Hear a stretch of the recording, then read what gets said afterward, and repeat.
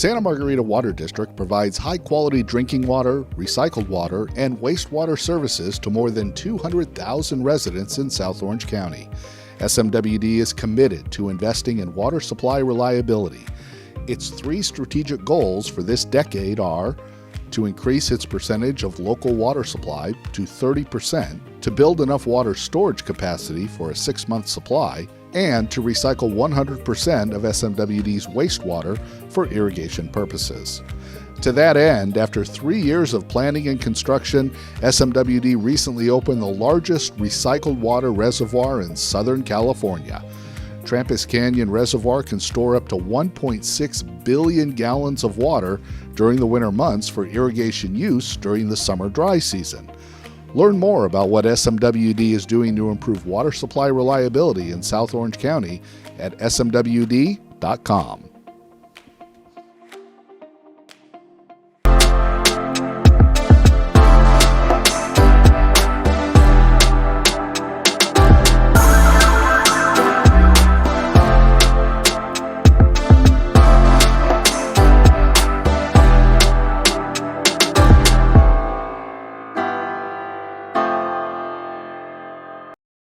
Hi, and welcome to the South Orange County Economic Coalition's first virtual membership meeting of 2023. My name is Frank Urey, and I currently serve as the board president for the Santa Margarita Water District. Over the next hour, we'll be doing a deep dive into the issues related to water throughout South County and the region. And it's particularly important that we talk about it now, especially in light of all the rains that we've had. So a lot of good information will be coming. We'd like to start by thanking our sponsors who made today's show possible, including the Santa Margarita Water District, the South Coast Water District, the Moulton Niguel Water District, the Toro Water District, Mesa Water District, Irvine Ranch Water District, and the Municipal Water District of Orange County. Thank you all very much for helping today. Our water districts understand the importance of public education as part of their mission to provide not only water and sewer services, but also accurate and timely information about the important issue of water reliability and sustainability. And in South County, sustainability and reliability are two of our major areas that we're focusing on. We begin, however, with some very sad news. The general manager from the Municipal Water District of Orange County, Rob Hunter, passed away last week. He joined MODOC almost 10 years ago and brought with him an extraordinary level of experience and background in water operations, regulatory affairs, and environmental issues, as well as a strong business acumen that served him and the region well in Orange County sector, and he will definitely be missed. So, stepping into Rob's shoes is his assistant general manager, Harvey De La Torre, who has taken the helm as the interim GM for MODOC. Harvey, thank you all for being with us here today, and on behalf of all of us, our sincere condolences to you and the agency and the board. Rob's definitely going to be missed, so thank you for being here today. Thank you. Also joining today's panel is Rick Shintaku, the general manager of the South Coast Water District, which covers much of the coastal region of South Orange County, from Laguna Beach through Dana Point down to Capistrano Beach. We also have Dennis Cafferty, the general manager of the Toro Water District, which covers parts of Laguna Hills, Lake Forest, Mission Viejo, Alicio Viejo, and all of Laguna Woods.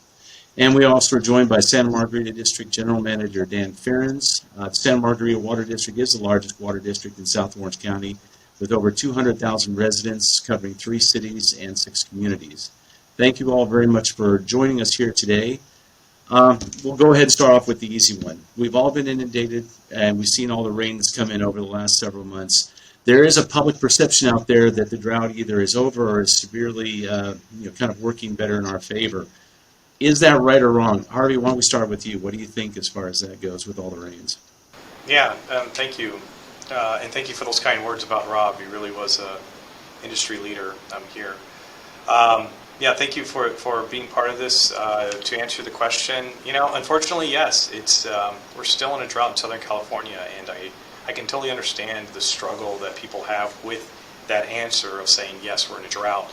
So let me first start off with some of the gains that we've seen, because we definitely have seen some gains, and then kind of get to that answer upon why we still, for Southern California, find we're still in a drought. The Northern California is pretty much repairing itself from these massive rainfalls and flooding, and again, that's just acknowledgement of just the tremendous amount of atmospheric rivers that we've been seeing. Northern California, as of right now, we checked the numbers, is at 184% above its normal for this time of year, and even precipitation's 108. We're pretty getting close to that April 1st time frame of peak. And definitely the key reservoirs and key lakes along the state are filling back up from this deficit that we've seen for the last 3 years. Even Lake Oroville, which is the major reservoir for Southern California's state water project deliveries, is receiving around 18,000 acre feet per day, and that's at 108% of normal at this time of year. So supplies are definitely improving. We're seeing that. The reservoirs are refilling, and we're expecting to start to see even further pumps in the Delta to continue to bring deliveries down to Southern California. But as I mentioned some of the numbers, we're pretty much barely getting out of that deficit and reaching par. If you were an agency in Northern California, I definitely think you could say we're out of a drought because they're receiving all of that. And the beauty about Northern California is that they can have over a year or two to be able to refill or replenish a number of their key reservoirs because, in essence, the size and also the magnitude of rain that you can see. But as of right now, the state, DWR, is still running the numbers and looking at everything. And we only can guarantee, as of right now, 5% of our table A, which is basically 100,000 acre feet of close to 1.9 million acre feet for Southern California. And so when we expect those numbers to come in, and we expect to be able to have increased deliveries, then we can count on water and we can move things forward. But the thing about Southern California, which is very unique and different, is that we just don't rely on Northern California. 25% of our water is on the Colorado River. And that side of the Colorado River is where it doesn't take 1 or 2 years of exceptional rainfall to refill. It takes multiple years. In fact, the Colorado River Basin is reaching its 23rd year of a consecutive drought. And until we start to see conditions change on that, which would take multiple years, that we're not really can say that Southern California is out of a drought. We still have more to go, but definitely improving. And thank you for that question. Yeah, and I think it gets down to a lot of people are now tracking Lake Mead and how Lake Mead's doing. So there's a lot of things on the regional side that definitely impact that. So Dan, talk to us locally about how we're able to utilize and kind of leverage the rains that have come and how that's helped us in South County.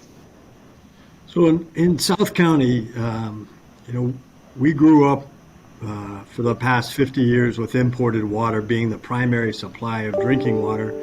A lot of that is due to the fact that water supply in South County from storms, we get 6 to 8 storms a year, and they're very flashy. So when they come, they rain, and we get a lot of runoff. We don't have large reservoirs to store that water. We would have had to build a dam across the Casper's Park off the Ortega Highway and capture the water up there to really take advantage of it. And, back in the 60s, we might have been able to do that, but not anymore. There's just too many environmental impacts from that kind of thing. So what it does do, though, the real beauty of the rainfall for us in South Orange County is people quit irrigating. We got rain, we're saving water. So the recycled water that we're producing now can go into storage for the summer demands. The imported water can stay in storage. As Harvey was talking about, we have those reservoirs. Those can continue filling as opposed to people pulling that water. So locally, there's a couple projects that we're working on to capture stormwater. We're looking at it differently. The cost for groundwater treatment and for treatment of stormwater is getting closer and closer to what it costs to import water, so it makes sense to build facilities and capture where we can, or build facilities that allow for groundwater recharge. But the real beauty right now is people aren't irrigating and we're saving water for use during the summer later on. Yeah, it's interesting when you think about it. We may not be charging anybody for outdoor irrigation for 2 months. That's a lot of water, especially with outdoor being so much of it. So the name of today's program is Western Water, the Challenges and Opportunities. What do you think are some of the greatest challenges and some of the greatest opportunities that we currently have in the water world? Now, I'll move it over to Rick. What do you think it looks like, and what's the viewpoint from the South Coast Water District's perspective, Rick? All right. Thank you, Frank. First, I wanted to express our condolences to Rob Hunter and Rob Hunter's family. He was definitely a friend to me and a friend to South Coast, so I wanted to open up with that. In regards to challenges to us we take our cues from MODOC and Metropolitan, and as Dan said, South Orange County is in a very unique situation, not having a robust aquifer, having a subterranean stream. I think holistically, you asked about whether we're out of the drought or not. I think holistically, we have to understand that Metropolitan has made significant investments over the years in storage. These are those years where they're putting water into storage. We're as easily as that came by, we're going to have years that we're going to need to take water out of storage, and we're going to need to find local water supplies, and that's where we come in at South Coast Water District. We're about 90% dependent on Metropolitan for our drinking water supplies. As I've said before in many talks, that's not feasible to conserve during an emergency. We've invested in emergency storage, but we only have 11 days. So if there were a catastrophic outage that required us to supply water for 2 months, we couldn't do it. And at 90% dependency on Metropolitan, it's not feasible to cut that amount. So that's why we're not trying to eliminate Metropolitan water, but we're trying to offset that and get to a point where we're 30-40% dependent on Metropolitan, and that would enable us to conserve our way out of that catastrophe. So local supplies for us. Yeah, you bring up a really good point. As I tell people, we basically in South County sit on a rock, which is different from a lot of other agencies that do have some groundwater that they can pull from. But it's going to be, as you said, Rick, a lot of the storage projects, a lot of the resiliency that we put in place. So, Dennis, how about from the El Toro standpoint? What are you guys seeing? Well, when Rick talks about being 90% dependent on Metropolitan for their drinking water, I'm jealous. Because we are 100% dependent on Met for our drinking water. We have no sustainable groundwater in our service area. So we are relying on Met for all of our potable water needs. We've invested significantly in some recycled systems. When it comes to drinking water, it's all going to come from Met. And so with the current issues, both with the State Water Project and the Colorado River Basin, that's going to be a challenge for the foreseeable future. And then in addition to that, I can list challenges for a while that everybody that is here, and when I talk to other managers, we're all facing the same things. Inflation has obviously had a significant impact on how we do business. Things like the cost of electricity, chlorine, fuel, even the cost of labor is driving our cost to operate, which then ultimately trickles down to what we have to charge customers. And trying to educate customers and residents about what it really costs to produce safe drinking water, as well as to remove their wastewater and treat and dispose of it is going to be the trick going forward. One of the things I was mentioning to my board is when these systems were built, in some cases as many as 60 years ago, they were originally paid for largely by the developers who were building homes and commercial developments. When it comes time to reinvest in that infrastructure and to maintain them, to continue to provide those services, those costs are going to have to come from the customers. And that's not something that they're used to seeing. As all of these systems age, we're going to have to invest more and more in maintaining them, and those costs are only going to go up. So we're dealing with those issues.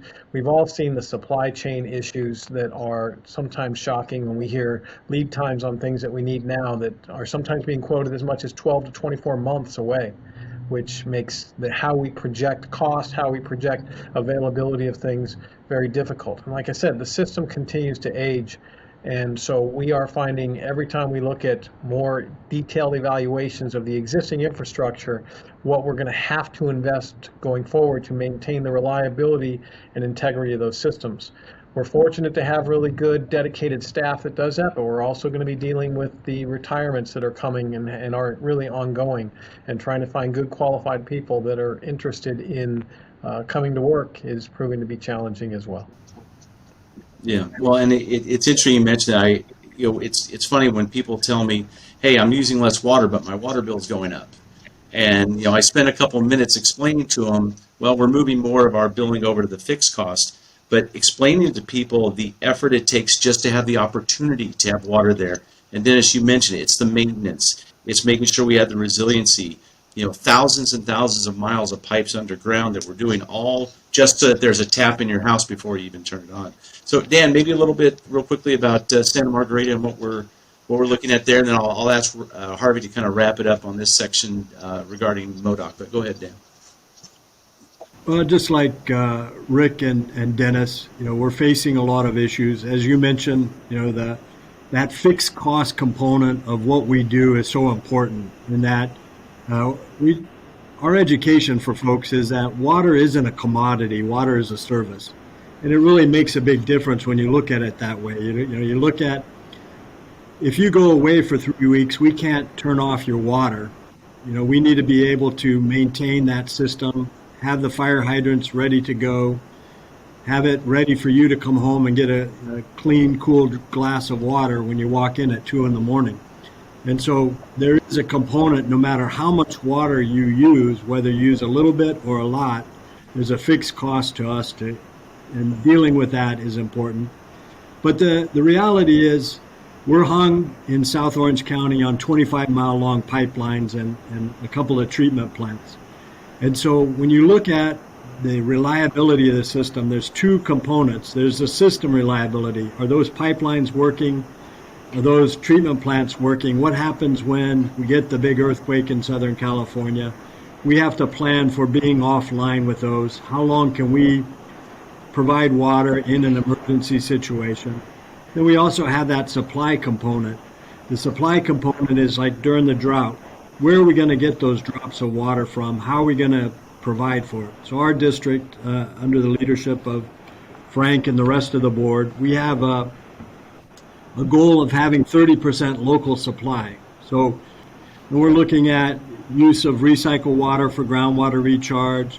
We have impaired groundwater that we're looking to treat. We're looking at stormwater capture and talking to Rick about his Doheny desal project. Looking at everything as an alternative. All the above is what we're including in there. 30% is important to us because that represents the indoor use and the fire protection, so that if we had a 30% local supply, we think we can limp along as a district, everybody being able to stay in their house, drink water, take care of health and safety issues. We might not be able to serve the outdoor needs, but we can at least serve the indoor needs. So that's really our goal, and that's the focus that we're working on. Is it going to cost more? Yes. A diversified portfolio is a great thing, but it takes investment into that diversification. Yeah, and I know that a lot of agencies are putting that money in there, and the 30% is a good walking around number, so people get an idea of what we're trying to do to keep South County resilient. Harvey, very very quickly, can you just kind of give us the MODOC viewpoint on this, and then we do have a question from the audience. Yeah, thanks. I think the challenges, as being mentioned, affordability, all those components, but I do like how you're phrasing it. There are opportunities. When you have this, the challenges, present on how we can basically tackle these issues. And what I think this is showing is that we have to be more creative in our partnerships, locally, regionally. Examples of how we can be more creative is what we're seeing with Metropolitan in the area of doing the recycled water project, which is called the Pure Southern California in Carson. And not only just building that, and setting that for the region at a large scale, but then also seeking partnerships with Arizona and Nevada upon how they can financially contribute. And then with that additional water being produced, water can be stayed and almost stored on the Colorado River, and they can benefit with that as well. So it's those creative partnerships that I think we got to look at through jointly investing into a new reservoir called sites, looking at other further exchanges locally. How can we create partnerships with Inland Empire agencies, with Doheny, for example, and how we provide that type of exchanges. It's that creativity that requires us to go to the next step. So I definitely think that the opportunities are there. Well, it's a good segue on Doheny. We do have some questions from the public, and the first is from Miriam Butterfield, who is asking for an update on the Doheny desal project. My name is Marion Butterfield. My wife and I have been residents of Mission Viejo for 50 years. We believe that the best ways to live with this area's water uncertainties are to increase our storage capacity and to tap into additional water sources. My question is for the South Coast Water District. What is the status of the proposed Doheny desal project? Well, let's go to top dead center on this one. Rick, what's the latest on your agency and what they're doing with Doheny? All right. Thank you, Frank. This is a very timely question. We've passed a lot of the major planning milestones, so we were able to get our environmental clearance for the 5 million gallon per day project in 2019. Then we successfully pursued grant funding, and we're up to $32.4 million in federal and state grants. At the same time, we were pursuing permitting this past calendar year in 2022. In March, we had our state and regional water quality control board permit approved that allowed us to discharge the brine into the ocean outfall. Then in October, we passed the Coastal Commission hurdle, and in December, the State Lands Commission lease. So now the timely question is, what are we doing now? And I believe the customer is from Mission Viejo, and we are looking at partnerships. So we're looking at our neighbors. We believe that the 5 million gallon per day project provides the right economies of scale. South Coast Water District only wants 2 MGD, or 40% of that. So 60% is available for our neighboring agencies. So that's currently where we're at. We're talking to these agencies and trying to secure the partnership so that we can go out and solicit design, build, operate teams to build the right size project at this point. Yeah, I'm glad you put the 5 million gallons in there. Sometimes it's good to give people a bit of an idea of exactly the scale that we're looking at, and $5 million is going to be a nice dent for South County. One other quick question. Well, just in general, talking about South Coast, what are some of the challenges for operating a water and sewer district along the coast? What are some of the challenges you guys have to face over there? Excellent question. We deal with large variations in peaking because of the resort community that we have, 2 million visitors per year, rapid changes in elevation you see out here. So we have a significant number of lift stations and pump stations here. As you know, corrosion, that's a big deal when you're near the coast, and hence we have to manage our assets on a lot quicker time scale to make sure that our lift stations and other facilities are running properly at all times. And of course, the environmental aspect you have. You spill sewage here, it goes somewhere. It goes into the creek, it goes into the beach real quick. So that is why our board has been responsible and adopted a no sewer spill strategy, basically. And it's mainly a mindset that we're taking the approach to conservatively replace assets and scientifically and strategically so that we can minimize spills, private or public. And I could go on there. We do offer a service to the private customers where we would go in and make sure that those spills are contained, and we do build them time and materials, but that's better than it flowing to the ocean or the creeks there. Yeah, because then we hear about it from everybody that loves the beach, which we all do. Dennis, let me ask you a bit more about the El Toro Water District. Your district was one of the early adopters for recycled water, and your recycled water expansion project that covers 19 miles of pipeline in parts of Laguna Woods and Laguna Hills. How's that project working out? What can you tell everybody about it? Thanks for that, Frank. Yeah, it's been a really good project for us, something that we're very proud of. We were delivering a recycled water product to a local golf course for decades when in about 2010 we found some funding opportunities that allowed us to look at expanding to much more area in the cities of Laguna Hills and Laguna Woods. So that first phase project, we were able to build over 100,000 feet of recycled water pipeline, as well as the treatment facilities necessary at our existing wastewater treatment plant to significantly expand the users. It was successful enough that we actually recently completed a phase 2 project that added another 5 miles. So now all told, we've got about 25 miles of new recycled water pipeline installed over the last 12 to 13 years that's allowed us to deliver over 3 billion gallons of recycled water since it went into service. We're doing about 500 million gallons a year now of recycled water that was previously potable water. So it has allowed us to change our supply portfolio, that diversification that Dan was talking about earlier.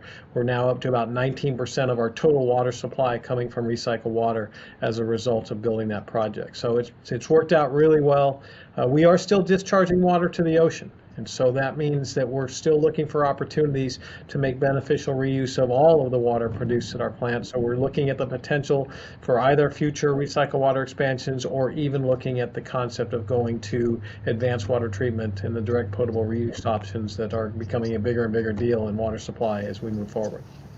Yeah, well, I think that's why it's important that all the agencies are talking to each other, making sure they're setting up not only local but also regional strategies. That's really what's going to help South County. Speaking of recycled water projects, Dan, can you give us an update on Trampus, the Canyon Reservoir, which, as we will tell you, is the largest recycled water reservoir in Southern California? Tell us about it. It actually may be the largest in the nation as purely recycled water. So Trampus came online about a year and a half ago. It's 5,000 acre feet, which is the equivalent of 1.6 billion gallons of storage. And the whole idea is to be able to take recycled water, particularly during times like now, and put it into the reservoir.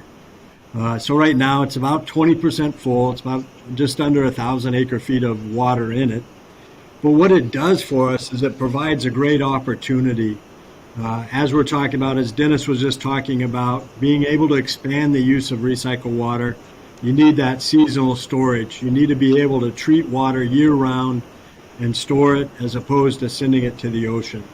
So Trampus gives not only us an opportunity, we have an agreement with San Clemente where we'll be getting water from San Clemente to put in there. They get some water back, and it gives us that chance to look at the groundwater recharge so it can become potable water. It also gives us a chance to look at direct potable reuse.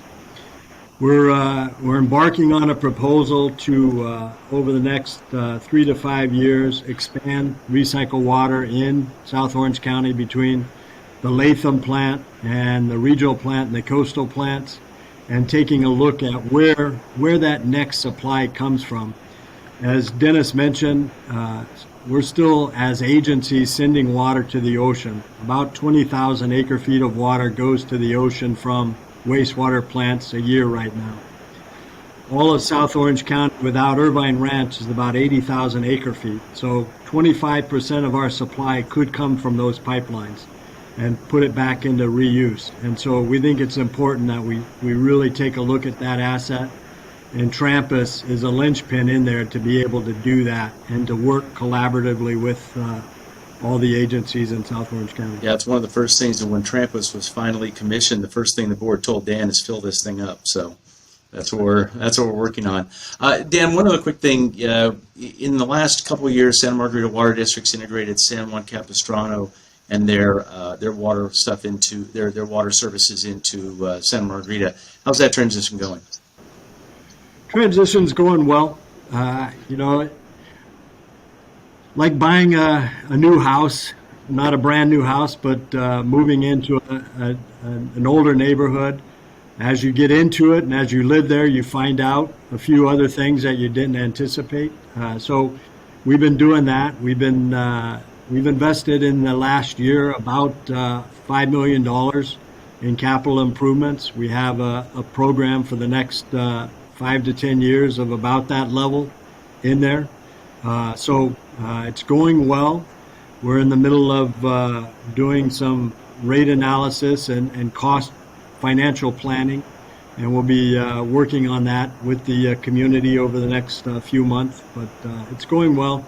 It's given us the opportunity to really work collaboratively with Rick at South Coast on the San Juan watershed, our underground flowing stream that we both pull water from, and it really is a great opportunity for us to work with the residents in San Juan to improve their reliability and improve their capital investment in their water and sewer system.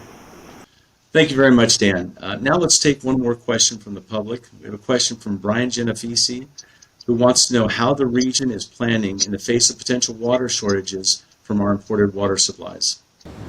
Hi, this is Brian Genovese with Orange County Realtors. My question is, with the water shortages in both Northern California and the Colorado River, what plans are you making for adjustments in the future? Thanks. Also a very good question. Harvey, let me throw that one over to you, since you get to work with Met so much.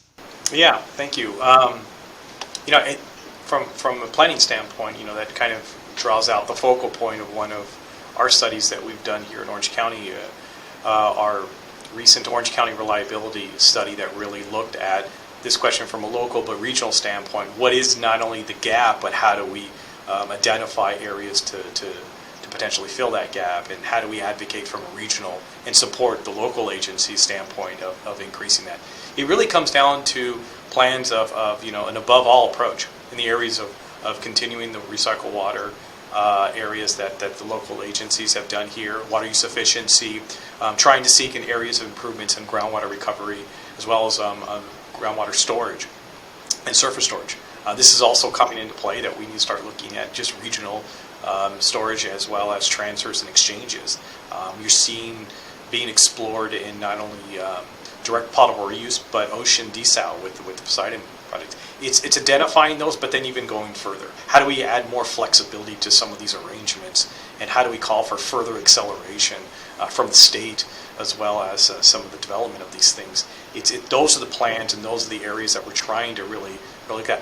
And then lastly, it's looking at your current system. The state project system, for example, is really running on a 50-year-old system and framework that has to be updated, it has to be renewed to be able to handle what we're seeing with the changes in climate, with the changing conditions that we've seen with this massive amount of rain, and then these long periods of droughts. How do we make the system to be able to do that and manage through that and adapt to it even better? And then, of course, on the Colorado River, it's a structural deficit. It's been set up for a time period that's no longer here today. And how do we basically together align with that and mitigate some of these shortages and basically try to improve the system so it can be reliable for all? It's really identifying those. And those discussions are going on as we speak. So there's a lot of work that needs to be done. Yeah, it really makes sense. Anybody else like to throw that out there? What happens if our imported water supplies are curtailed? Maybe I'll throw it over to Dennis real quickly. I know you had mentioned that you're really dependent on Northern California and the Met Water Project. What are some of your thoughts if we have really, really serious reductions? Yeah, I think the challenge is those reductions very likely may be coming. And as we've said earlier, the drought's not over. We've had a great start to this season. Last year we had a great start, and then things flatlined after that. So we don't know what's coming. But even with the great start we've had, even if it continues, it doesn't solve the problems overnight. And whether or not, with some of the challenges Met's facing, they have to go to allocations anyways, I think we're planning for that to happen, and then hoping it doesn't. But messaging is a big part of it, getting the word out. And I think people are hearing it both from us as well as regionally, from the media, including the commercials I see on TV from my friends at Santa Margarita Water District. Thank you. But it's trying to get people to understand that this is a serious issue. And while we are all aggressively looking at projects to augment water supply, these projects are going to take time. And how we manage the interim of potential water supply reductions while we are looking both for efficiencies in the long term as well as water supply augmentation is the challenge. And we continue to get out there, and it's elevating levels of water shortage contingency plans and messaging to people to continue to encourage them to be as efficient as possible with water use is all part of the equation. Yeah, no, and it gets down to just the huge importance on education for everyone else. Absolutely. So we really appreciate everybody's time today. It's topical, especially as I mentioned, in light of all the rainstorms we've just had. So we're going to go ahead and wrap things up with some closing remarks. Harvey, we'll go ahead and start with you. A couple of brief closing. Yeah, thank you so much, and I appreciate it being part of this panel, and I appreciate you moderating this. I think what we're seeing, and we're talking about some of these challenges, is that they're happening, and they're happening rapidly. You know, Mother Nature is becoming even more unpredictable, and how we are catching up and adapting to that, you know, is an everyday challenge. But I think what you're seeing is just great innovation, great creativity done really at the local level, and also done, you know, at the regional level. And we're here to continue that effort with, you know, clean, reliable water for Southern California. That's our job, and that's our task that we're doing. And there's a number of projects that we are engaged into. I think what Dennis is saying is absolutely right. It's going to take time. It's going to take effort. We're looking for support to tell Sacramento that how do we improve these? How do we streamline these to be more effective? You know, and I think the other thing is that we have plans in place. We have tools in place, and we're just hoping that Sacramento gives us the opportunity to implement these and really see what we can do. But lastly, you know, I think we have a job here to continue to do our efforts, and definitely we are up to the task for it. But we also want to thank the residents and the businesses of Orange County that have stepped up. I mean, we've seen tremendous amount of reductions over the last couple of years. In fact, some would argue that's over above 20% since the last drought of 2013 and 14. And we can't, you know, walk away from what they have already done and what we're continuing to do. So we're going to do our part because we know they've done their part. Thank you. No, good points. Rick, any final thoughts? All right, thank you, Frank. Yeah, no, I echo Harvey's sentiment on thanking the residents and businesses. They've really been carrying us through since the drought before this drought. And my final thoughts are, I'll take you back to your school days. You know, what do we need to solve this drought and emergency water supply issue? We need conservation, recycling, stormwater capture, ocean water desal, direct potable reuse. Yeah, the answer is all of the above. We need them all because every droplet we're able to save, that conveys that much more to Metropolitan, and that could yield a benefit to even other states, you know, in the long run, and to really relieve the Colorado River stresses and other stressors that we're seeing on our water supply moving forward. Thank you. Yeah, good point. Good point. Dennis, final thoughts? Sure, and I appreciate the opportunity to be here. I do want to pick up on something Harvey said a moment ago because I think it's really important. He's absolutely right. All of our customers and residents should be commended for everything they've done to reduce water use. But that's what the challenge is. It makes it that much more difficult when they've already accomplished so much to ask for further reductions in especially indoor use amongst our customers. So continuing to make sure everybody understands that we can't take these things for granted, that we are facing significant challenges and need to go as far as we can to be as efficient as possible. The water supply issues are not getting easier. As I mentioned before, the world we all live in and work in has become more difficult due to costs and supply issues. So there are, amongst all our agencies, talented, dedicated people working very hard to find the best solutions that we can in the best interests of our customers and residents. Oh, good point. Good point. Dan, help us wrap it up. Yeah, thanks. Thanks to everyone. You know, the people on this panel think about water and wastewater and recycle water 24/7. That's what we do. And that's what we talk about. And you know, we could run this panel for another 8 hours and not be done. But the key message I think we want to share, and it builds off of the summation of the other three gentlemen, is that we can't do this alone. And the vast majority of people in South Orange County luckily don't have to think about their water supply.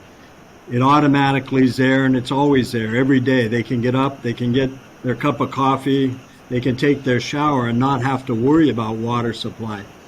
But we're going to need folks like the Economic Council helping us as we go forward with messaging to the state, with messaging to all our partners as our customers, and working together. We need the support of the community as we go forward to get these projects, to get this water resiliency built, and to get this all funded.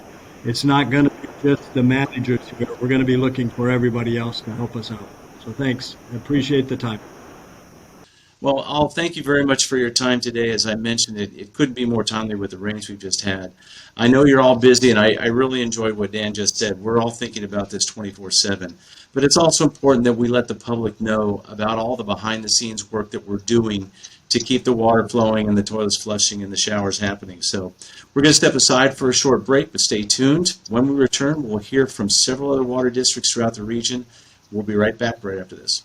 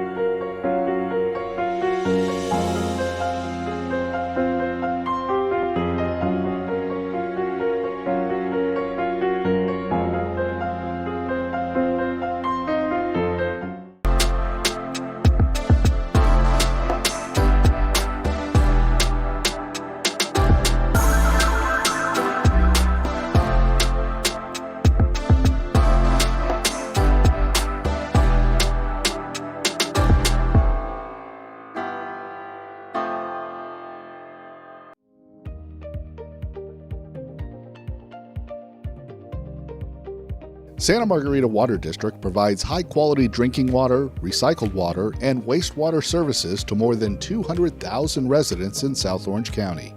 SMWD is committed to investing in water supply reliability.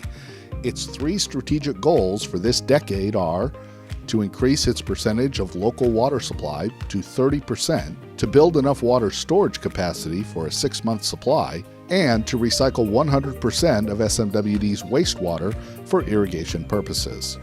To that end, after 3 years of planning and construction, SMWD recently opened the largest recycled water reservoir in Southern California. Trampus Canyon Reservoir can store up to 1.6 billion gallons of water during the winter months for irrigation use during the summer dry season. Learn more about what SMWD is doing to improve water supply reliability in South Orange County at smwd.com.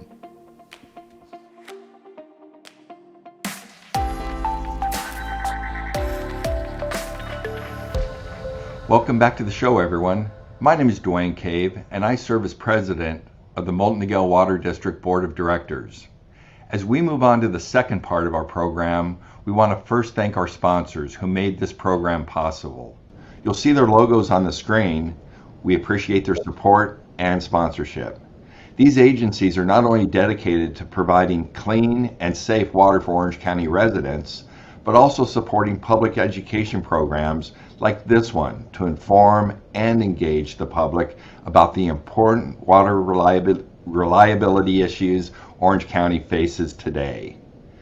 For the next portion of the program, we are welcoming 3 new guests from water districts throughout the region. We have from Irvine Ranch Water District, Fiona Sanchez, the Director of Water Resources. From Mesa Water District, General Manager Paul Schoenberger. And the General Manager from my water district, Moulton Niguel Water District, June Lopez. Thank you all so much for joining us today. Let's go around the horn, as they say in baseball, and maybe each of you can give us a project, program, or effort that your district is working on as we move into 2023. Fiona, Irvine Ranch Water District stretches from the Pacific Ocean to the foothills, covering 181 square miles. What can we look forward to in 2023 from IRWD?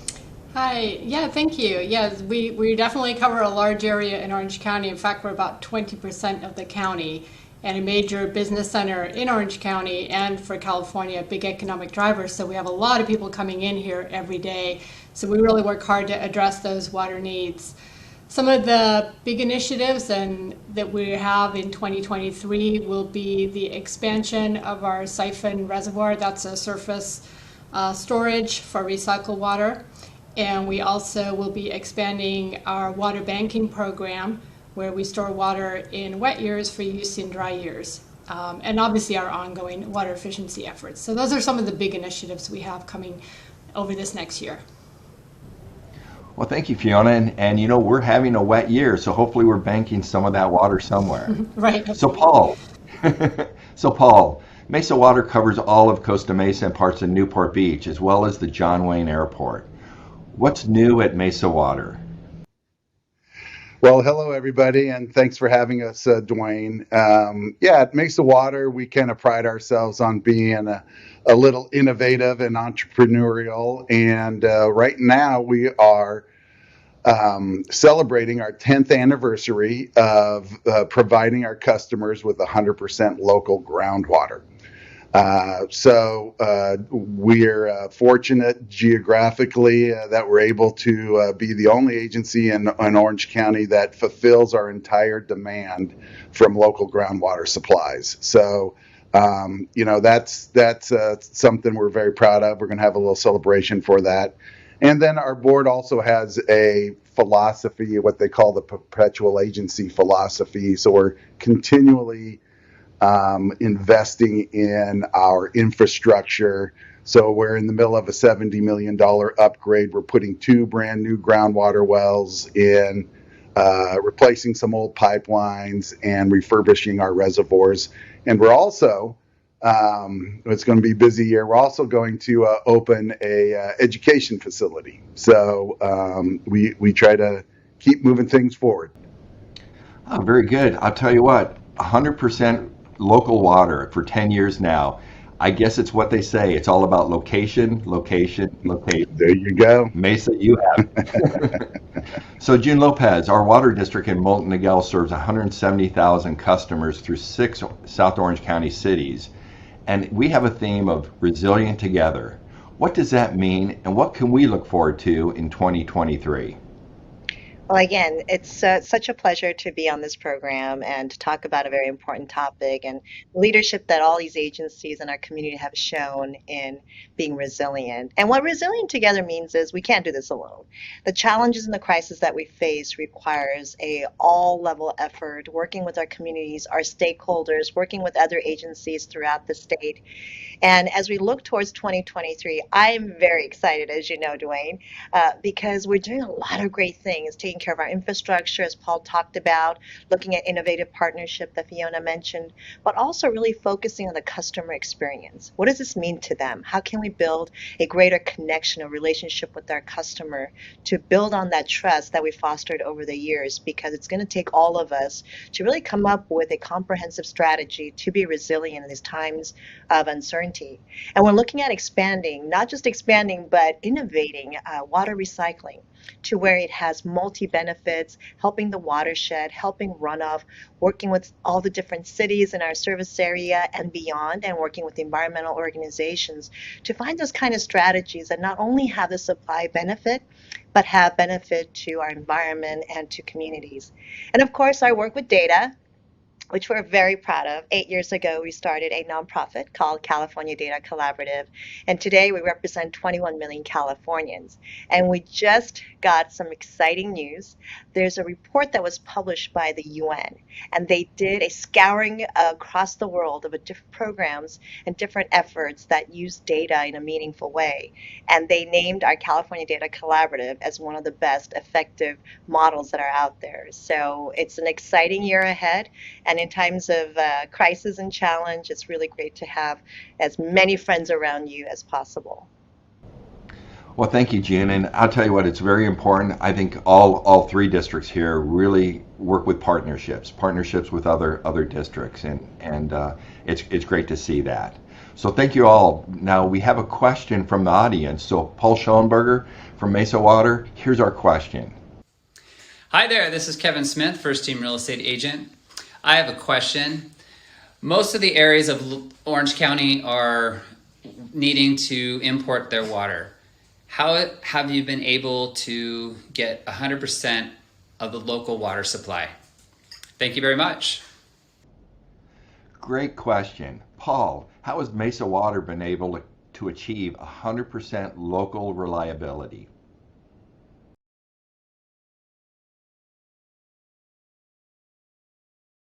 And it wasn't quick, I can tell you that. So in the 1970s, Mesa Water District was 100% reliant on water from Northern California or the Colorado River. And our board and the successive boards since then have had a goal of being as local and reliable as possible. So it took a long time. It took political vision and will and financial will to get us there. But starting with tapping into the clear groundwater aquifer, bringing on recycled water, and then finally tapping into the deep amber water aquifer, which is very, very deep underneath the clear water. That was the final piece that brought us to 100%. And that water is kind of very interesting. It comes up with a little amber color. We had it age dated. It's 12,000-year-old water, so it's pure, pure, pure. But it's been sitting down there for 12,000 years amongst the organics, including an ancient redwood forest. So it comes up with a little color. We gotta strip that out. But yeah, it was just the vision and foresight and continual will over many years to make that happen. Well, good. It reminds me of the old commercial, "We'll serve no wine before it's time." And I think it's part of it, isn't it? There you go. It's time. Good. Thank you, Paul. Let me turn to Fiona from IRWD. Irvine Ranch Water District has expanded its recycled water efforts, and now only about 20% of its water is imported. Fiona, can you talk to us about that? Sure. Back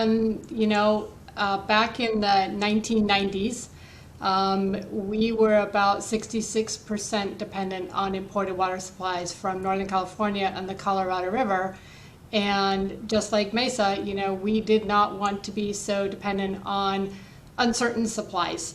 And so we really invested into our reliability and diversifying our portfolio. So what our goal was not to put all of our eggs in one basket. Just like in your retirement plan, you don't want all your investments in one source. So if there's an issue there, you're going to have issues down the road.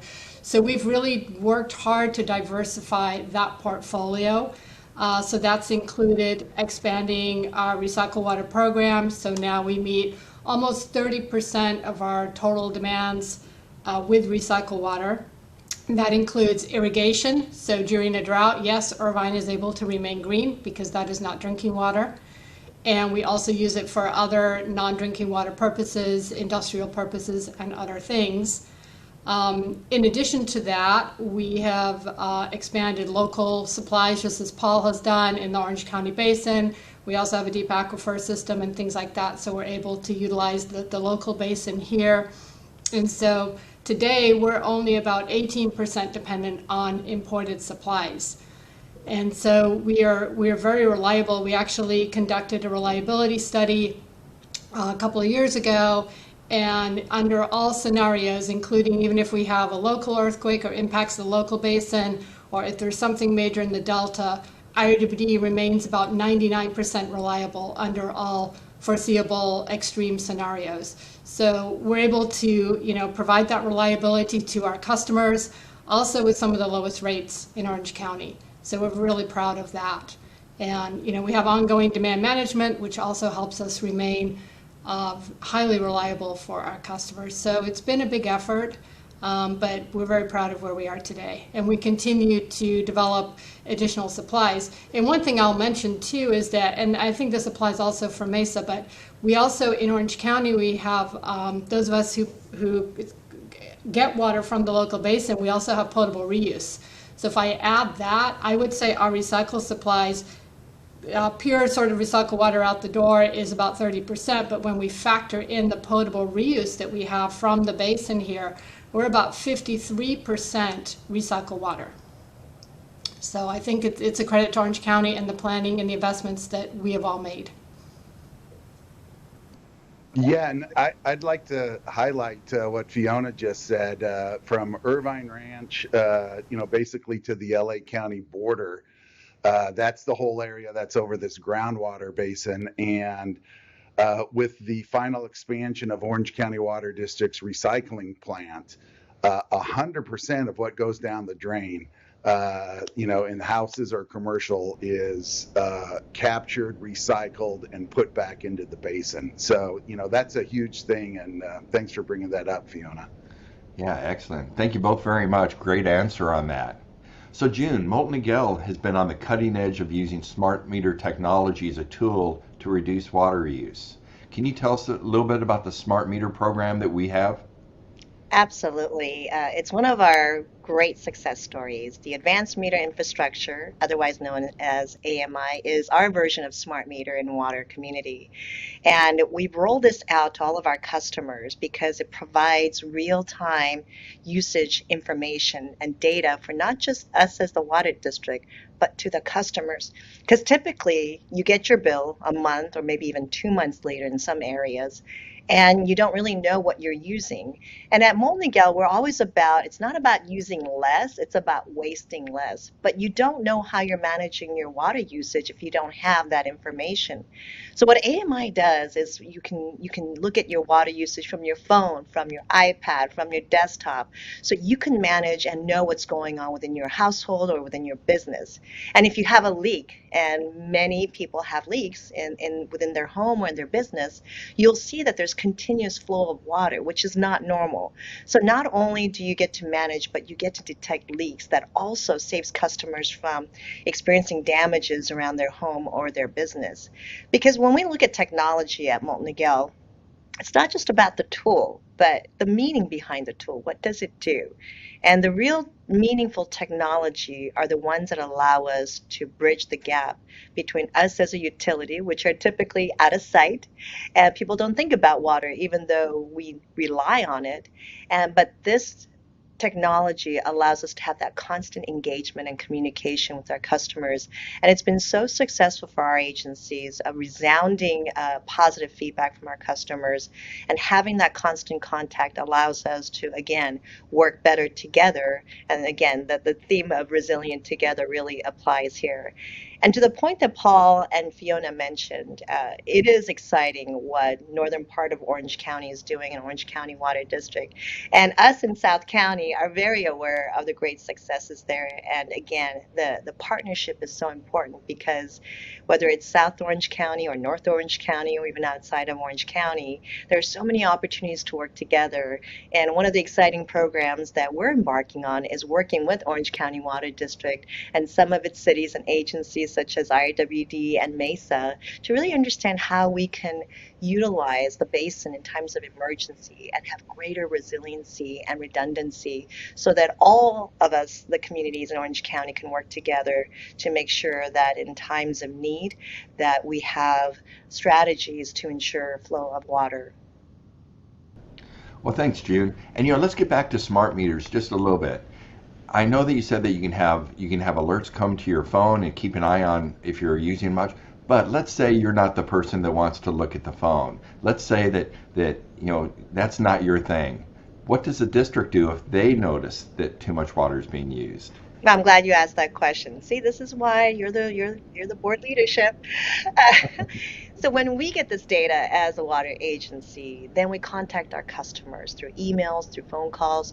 We let you know when there's abnormal activity. We also let you know when we think that there's opportunities for you to be a little bit more efficient in your water use so that you can actually experience lower water bills because our pricing structure is budget based. So we customize based on your indoor and outdoor needs so that you have sufficient water to manage in the way that you want and have the quality of life. But again, sometimes when people use above their budget and use inefficiently, you have that choice. But we let you know so that just as a reminder that there are opportunities to really manage your water usage a little bit more efficiently. So it's a great tool for communication. And as you said, Dwayne, if people don't want to check their phones, and I get it, then we'll prompt you. Well, very good. Well, I know as a board member that when the customers get a lower bill, they're happier customers. So anything we can do to keep that bill low is good. So here's another question from the public, and it's about the impact that water source requirements are having on developers. Hi there, Eileen Oldroyd from Oldroyd Realty here in Mission Viejo, and I'm with Elmer. The question I have is in regards to an article I read last month in the Wall Street Journal, and essentially it says that developers are really struggling to prove that there's enough water to build new homes. And first time I've seen something like that, and I'm curious if that is a topic of discussion for new development here in California. Thank you so much. Well, thank you, Eileen, and Elmer. Elmer, it's great to see you out here today. That's a great question. June, let's start with you, and then we'll pass it over to Paul.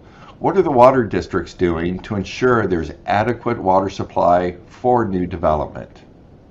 Thank you for that question. The availability of water for development depends on which area because every area has their unique supplies that are available and their demands. So as an example, in Moulton Niguel Water District, like many other water agency, we do a lot of planning and we look at the projected demand. We work very closely with our cities to understand their general plan and what they have in mind in terms of development into the future so we can gauge our supply to make sure that there's sufficient water available to support those development. We also, as water community, do our own planning horizon up to 20 years out. And we do this every 5 years to reevaluate and reassess the demand and supply to make sure that we have ample supply to anticipate the growth that we see in respective communities.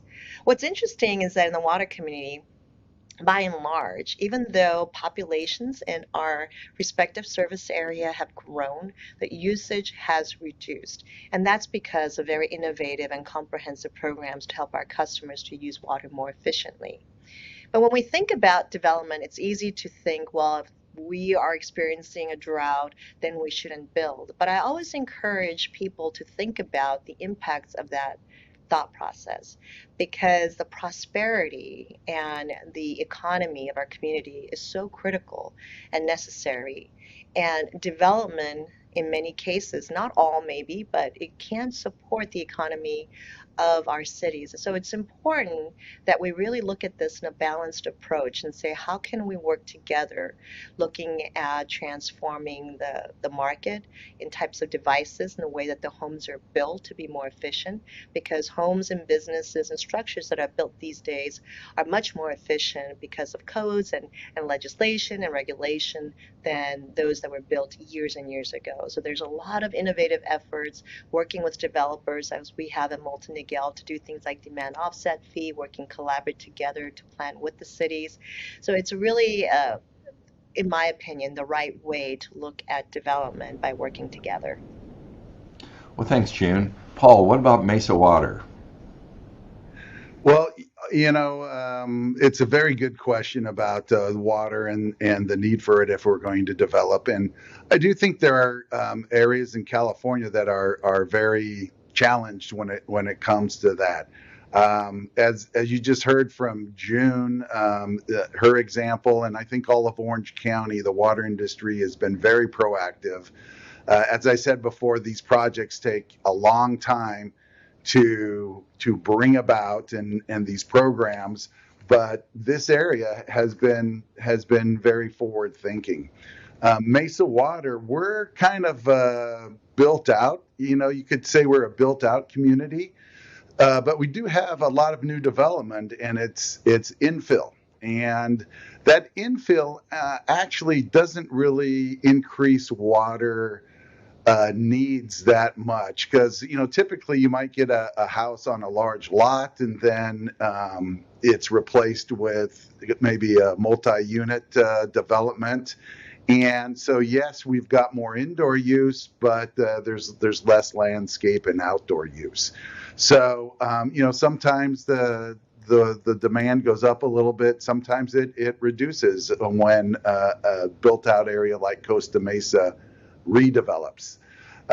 So it's I'm just very comfortable when I listen to the other leaders in the water industry in Orange County that these developing trends, we're aware of them, and we're doing long range planning and kind of cooperatively as a county working on towards meeting that. Great. Hey, thanks, Paul. Fiona, we know that the service territory at Irvine Ranch Water District, you're not built out. You're continuing to grow. So how do you answer this question? No, that's right. We're actually one of the fastest growing areas in California and continue to be. We have about 4% growth every year. So, and we're not projected to be fully built out until 2035. So as you mentioned, like other water suppliers, we have significant ongoing planning efforts. We have a water resources master plan that we're continually reviewing and a lot of coordination with the land use agencies. additionally, in California, we did pass legislation many years ago that all new developments are subject to water supply assessments and water supply verifications. And those are a process that we routinely do for all of our new developments to certify and verify that we have sufficient water supplies. And that's a requirement that we can state that we have sufficient supplies for 20 years hence following the incorporation of that new development into our service area. And so all of the new development that is planned for our service area, we have already essentially done these water supply assessments or verifications. We have no projected shortages. As I mentioned, we know we're 99% reliable, even with all of the new development that will be added in here. And I think to the point about, I mentioned earlier, we are a key economic center in California. We're one of the drivers of California's economy.